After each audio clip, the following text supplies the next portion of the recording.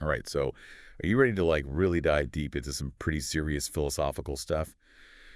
Today, we're going to be tackling a chapter of the Bhagavad Gita, Oh, wow. specifically chapter 9, which is often called the Book of Religion by the Kingly Knowledge and the Kingly Mystery. Okay, that sounds intense. It is intense, but it's also like surprisingly relevant Okay. to our everyday lives. Just to set the stage, remember this is like a conversation between Krishna, who is like a central figure in Hinduism, often considered a divine being, and Arjuna, Okay. who is a prince facing a tough decision on a battlefield. It's kind of like a philosophical pep talk No. in the middle of a war zone. Exactly. And in this chapter, Krishna kind of like lays out some profound ideas about reality, the purpose of life, and how we can find liberation. Okay, so let's jump right into the deep end here. Yeah. Krishna starts off by describing his own nature, Okay. and it's a lot to take in. Okay. He claims to be the source and sustainer of everything, yet also separate and unattached from the material world. Yeah. So how can we even wrap our heads around that? Yeah. It is mind-bending, isn't Yeah. it? Think of it this way. Imagine the air in space. Mhm. The air exists within space, but it doesn't define space. Right? Right. That's kind of like how Krishna describes himself in relation to the universe. He's saying that everything exists within him, but he's not limited by it. So he's kind of like the ultimate container for everything. Exactly. And this connects to the Hindu understanding of Brahman, Okay. the ultimate reality. It's like the ocean. Mm-hmm. And everything in the universe is like a wave on that ocean. The wave comes from the ocean, exists as part of it, and eventually goes back into it. I'm starting to see how this fits together. Yeah. But then Krishna throws in another wild concept, Okay. the cyclical nature of creation and destruction. He talks about kalpas, these cosmic time cycles, Whoa. where entire universes are born, flourish, and eventually dissolve back into that divine source. It can feel a little overwhelming when you first encounter it, right? But what's fascinating is how this idea can actually bring a sense of peace. Think about it. We get so stressed about our daily problems, but in the grand scheme of things, those problems are just tiny blips on the radar of cosmic time. So understanding the vastness of time can actually help us put our worries into perspective. Exactly. That's a pretty cool takeaway. But let's get back to Krishna and Arjuna. Okay. Krishna doesn't just talk about the cosmos. He also offers some practical advice for how to live our lives. He lays out different paths to liberation, different ways to connect with the divine and break free from suffering. Yes, and he's very clear that there isn't just one right path. Right. He talks about the path of knowledge, the path of selfless action. The one that really stands out in this chapter is the path of devotion, also known as Bhakti Yoga. Yes. It sounds a lot more accessible than, say, having to become a wise sage or something. You're right. It's often seen as a more direct path. Bhakti Yoga is all about cultivating love and devotion towards the divine. It's about directing your thoughts, actions, and intentions towards that higher power. What I find so interesting is that Krishna says he accepts all forms of worship, even those directed to other deities. Wow. He claims that it all ultimately comes back to him. It's like he's saying, hey, however you choose to connect with the divine, I'm here for you. Exactly. This inclusive approach is a key part of Bhakti Yoga. It emphasizes the sincerity of the heart over specific rituals or beliefs. So it's not about following a strict set of rules, Yeah. but about having genuine love and devotion. Right. Makes a lot of sense. And what's even cooler is that Krishna says even the simplest offering, a leaf, a flower, a fruit, or even water given with love is enough.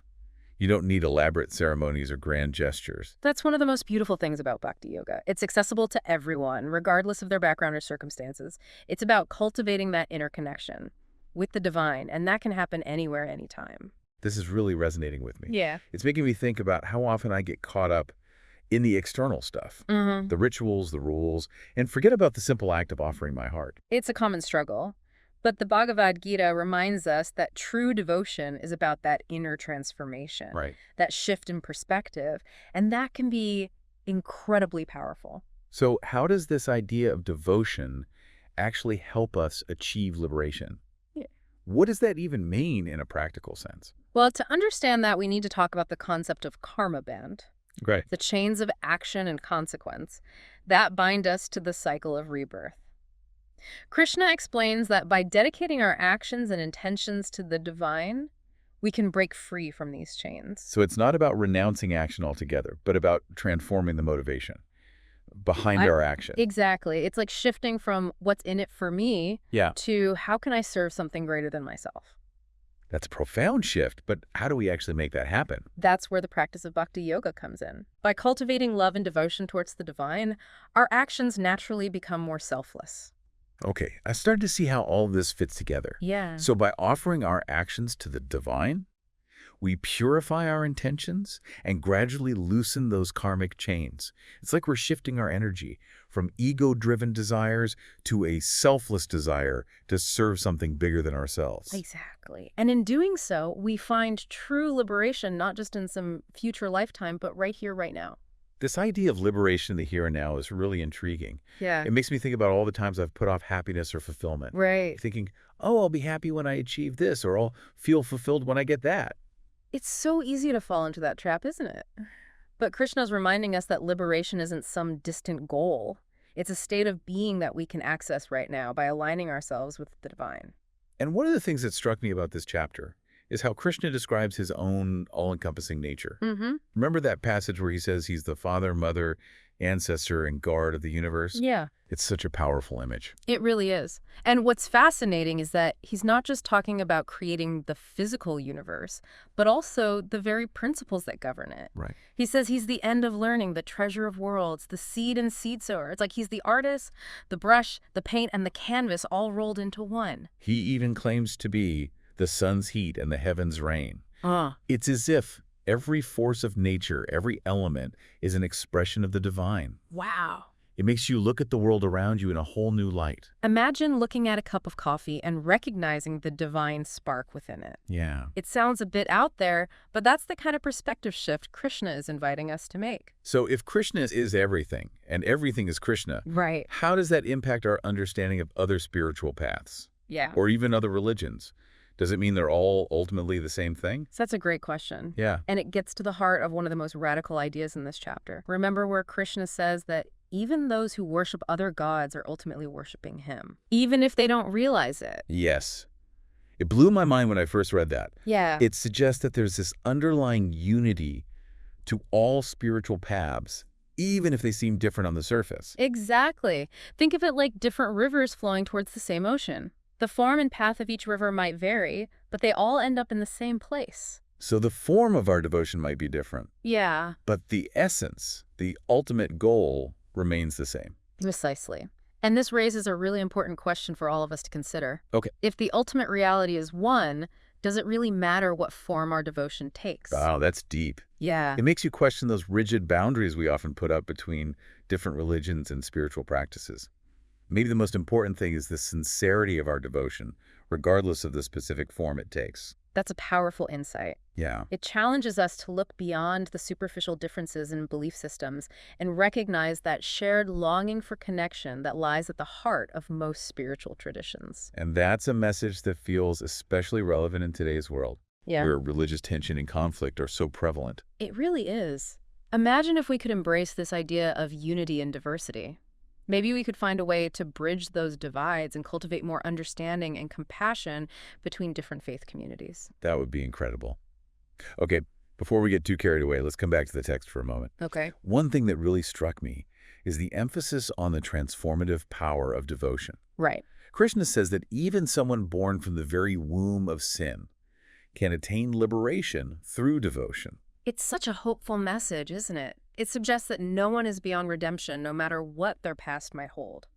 The path to the divine is open to all who seek it with a sincere heart. It makes you think about the power of forgiveness, both of ourselves and of others. If even the most hardened sinner can find redemption through devotion, Yeah. then surely we can find it within ourselves to let go of past hurts and offer forgiveness to those who have wronged us. That's a beautiful connection. It reminds us that true devotion isn't just about connecting with the divine, it's also about transforming ourselves from the inside out. Right. It's about cultivating compassion, kindness, and forgiveness. So it's not just about chanting mantras or performing rituals. No. It's about living a life that reflects those divine qualities. Exactly. And that's what makes the Bhagavad Gita so relevant to our lives, even thousands of years after it was written. Yeah. It offers a roadmap for personal transformation, a way to find meaning, purpose, and ultimately liberation amidst the challenges of human existence. And this idea of liberation doesn't have to be some abstract, far-off goal. Right. We can experience it right now, Yeah, in this very moment, by cultivating that inner connection with the divine. absolutely. And the path of devotion offers a powerful way to do just that. This has been an incredible exploration so far. I feel like we've only scratched the surface of this chapter, but we've already uncovered some really profound insights. I agree. And the more we delve into these ancient teachings, the more we realize how timeless and relevant they are to our lives today. So let's keep diving deeper. Okay. What else does Krishna have to share with us in this chapter?